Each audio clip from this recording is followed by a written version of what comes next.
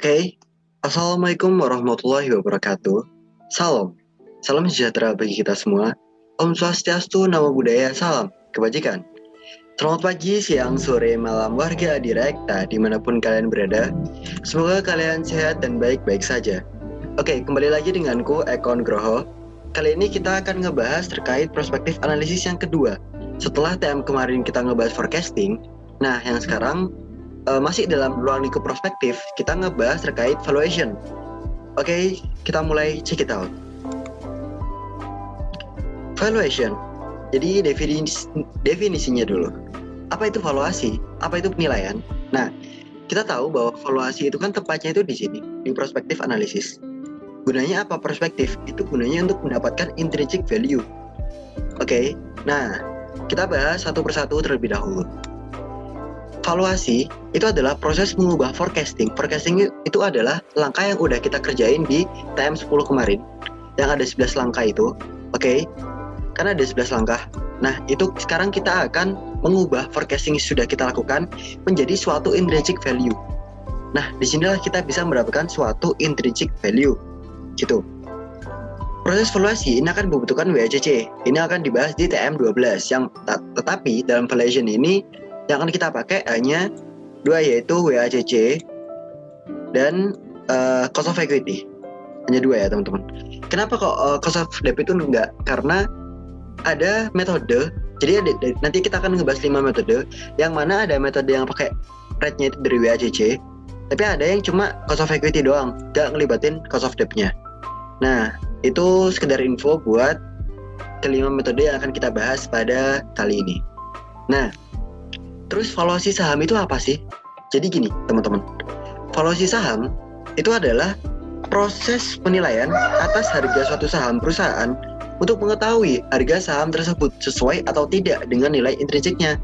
Nah, dengan mengetahui valuasi saham, kita dapat menentukan harga wajar atau nilai intrinsiknya suatu saham.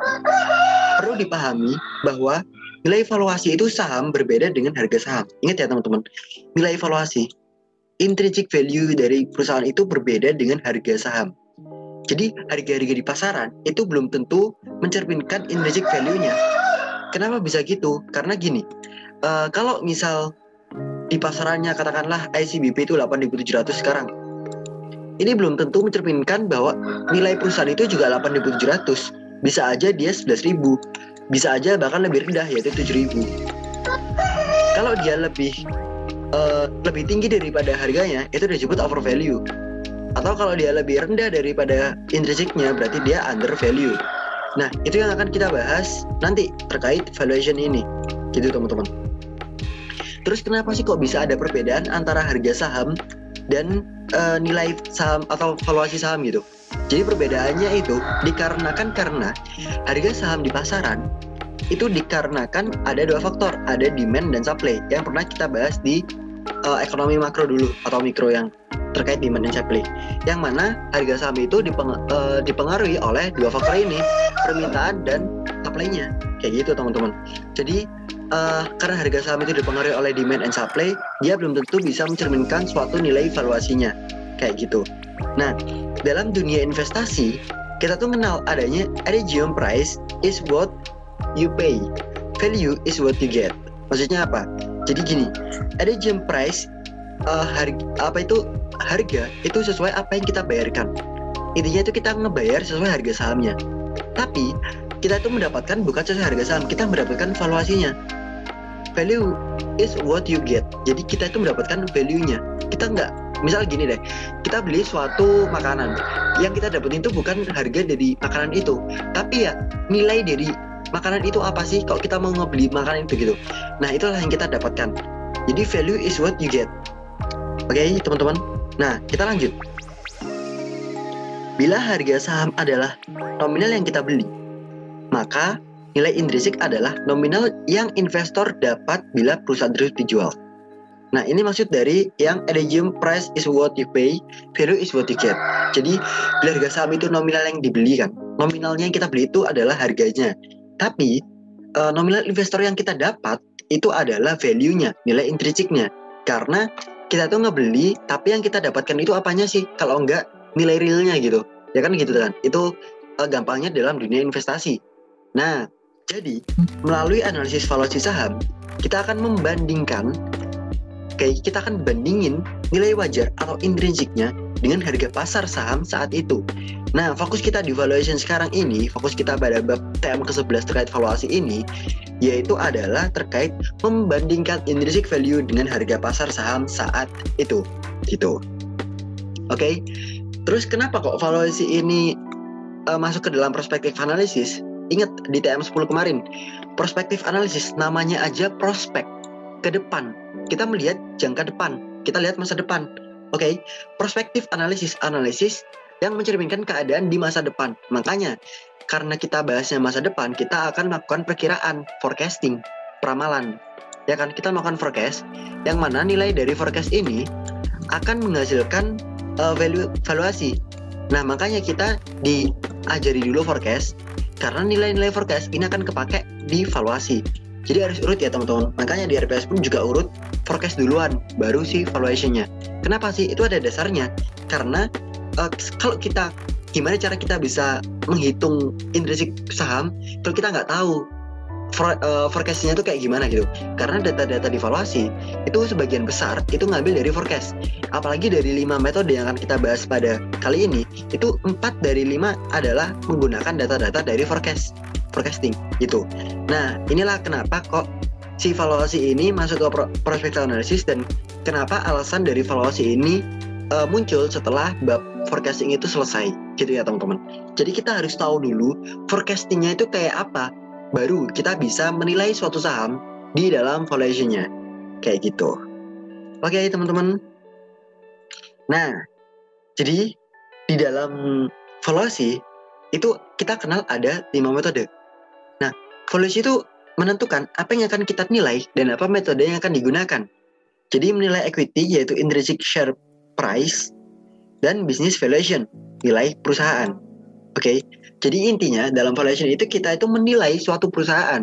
Dia itu nilainya berapa, dia dijualnya berapa, apakah dia dijual di bawah harga pasar, apakah dia dijual di atas harga pasar. Yaitu tadi kita kembali lagi ke perbandingan antara intrinsik dengan harga pasar saham saat itu. Itulah valuasi. Oke teman-teman. Jadi dalam valuation ada 5 metode. Nah, yang dalam video pertama ini aku akan ngebahas terkait metode pertama yang dia itu gak pakai si forecast-nya atau price multiple-nya. Atau price multiple nama itu ya, yang akan kita pakai metodenya. Nah, jadi nanti ada 5 metode, yaitu ada price multiple, ada discounted dividend model atau DDM, terus ada discounted abnormal earning atau AE, ada discounted abnormal operating earning atau AOE, dan ada discounted cash flow gitu ya teman-teman. Nah, jadi ada 5 yang akan kita bahas. Sekarang yang kita bahas pertama kali adalah price multiple.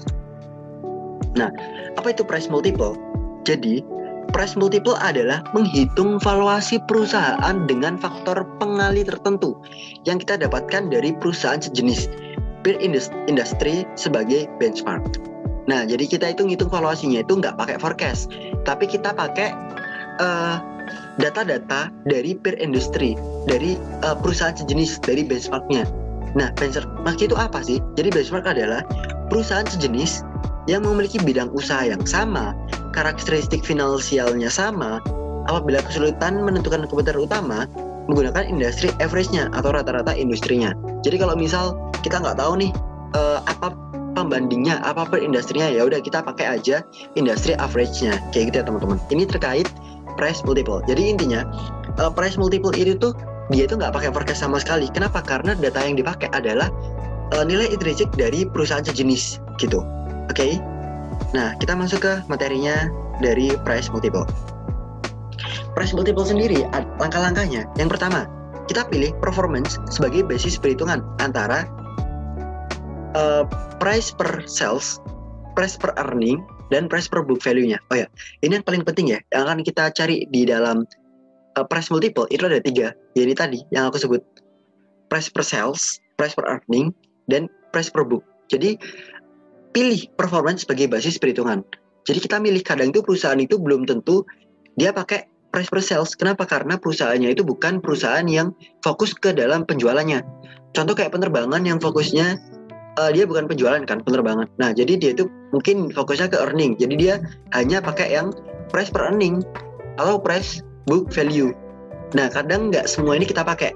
Tapi kalau di soal nggak diketahui apakah kita suruh pakai price per earning atau price per book value, ya udah berarti asumsinya semuanya ini kita masukin terus nanti kita rata-ratain aja average-nya berapa gitu. Contoh price per sales-nya ini 5.000. Terus price per earning-nya ini katakanlah 3.000 dan price book value-nya ini katakanlah 4.000. Ya udah kita rata-ratain aja, ternyata rata-ratanya adalah 4.000 gitu. Itu contoh ketika kita buat langkah-langkah dalam price multiple. Jadi nggak semua kadang kepake, tergantung perusahaan yang kita nilai dan performanya utamanya itu apa sebagai basis perhitungannya. Yang kedua, pilih comparable firms. Oke, nah di sini ada kata-kata comparable firm, perusahaan yang dapat dibandingkan, jadi bisa peer to peer gitu. Nah maksudnya apa? Jadi industri sejenis itu tuh penting karena kita tuh mau menilai perusahaan kita. Kalau kita nggak bisa nentuin perusahaan sejenisnya, ya gimana kita bisa menilai perusahaan kita dibanding dengan perusahaan yang nggak sejenis gitu. Nah, itulah pentingnya kenapa kita harus memilih comparable firms. Dan ciri-ciri comparable firms itu industrinya sejenis. Terus yang kedua, market capitalnya itu dekat. Maksudnya apa? Market capital yang dekat itu jumlah outstanding shares-nya itu hampir sama. Katakanlah di perusahaannya ICBP itu 1 juta outstanding shares. Terus di Mayora katakanlah 999.000 shares outstanding shares gitu. Kan dia berdekatan. Itulah maksud dari market capital yang dekat. Nah, tapi kadang misal kalau kita fokus ke soal ALK ini, katakanlah dia nggak diketahui nih outstanding shares-nya. Ya udah kita pakai outstanding shares yang perusahaan sejenis itu berapa. Itu cuma asumsi aja kayak gitu, itu bisa. Karena emang ciri-cirinya yaitu adalah market capitalnya dekat. Nah, terus yang ketiga, estimasi faktor pengali dari comparable firms atau rata-ratanya, ini langkah-langkahnya. Terus yang keempat, kalikan faktor pengali tersebut dengan angka perusahaan. Oke? Nah, terus tapi di dalam price multiple ini teman-teman itu ada masalahnya, ada problemnya. Apa problemnya? Yang pertama, basis pengukuran apa yang tepat untuk perusahaan kita. Jadi apakah pakai price per sales atau price per earning atau price per book value? Kan itu kan susah ya buat kalau perusahaan kita tuh fokusnya ke kinerja itu fokus kemana gitu. Nah terus perusahaan apa yang jadi comparable firms, karena kita itu benar-benar harus perusahaannya sejenis, terus market capitalnya itu berdekatan, itu tuh susah banget teman-teman buat nyari perusahaan yang jadi comparable firms-nya. Nah kalau misal comparable firms-nya aja salah, ya pasti valuasi kita juga salah gitu, karena data yang kita pakai itu udah bias. Kalau udah data aja kita udah ngambil data yang salah, ya otomatis output yang dihasilkan pun juga salah gitu. Makanya itu juga penting dalam price multiple ini. Nah karena itulah banyak keterbatasan dalam price multiple, sehingga price multiple ini memiliki tingkat efektivitas yang paling rendah dibanding metode lainnya. Makanya si price multiple ini kurang menggambarkan kondisi yang benar-benar sebenarnya kayak gitu. Kenapa kok kayak gitu? Ya karena kita balik lagi hanya mengandalkan rasio. Dia itu dalam valuasi metode price multiple ini hanya mengandalkan rasio aja. Dia nggak punya forecasting. Dia nggak kayak metode lain yang pakai forecasting gitu. Sehingga valuasinya menjadi kurang sempurna karena belum menggambarkan kondisi yang sebenarnya. Nah itulah kenapa kok price multiple itu dianggap dia kurang efektif gitu dalam dibanding dengan metode lain-lainnya kayak gitu. Oke, sorry. Nah, jadi itulah kenapa price multiple ini bisa digunakan tapi nggak terlalu efektif kalau benar-benar kita mau menilai suatu perusahaan. Mungkin kurang lebihnya aku mohon maaf teman-teman. Kita lanjut di pertemuan selanjutnya. Sampai ketemu di videoku yang selanjutnya. Sekian, kututup. Wassalamualaikum warahmatullahi wabarakatuh.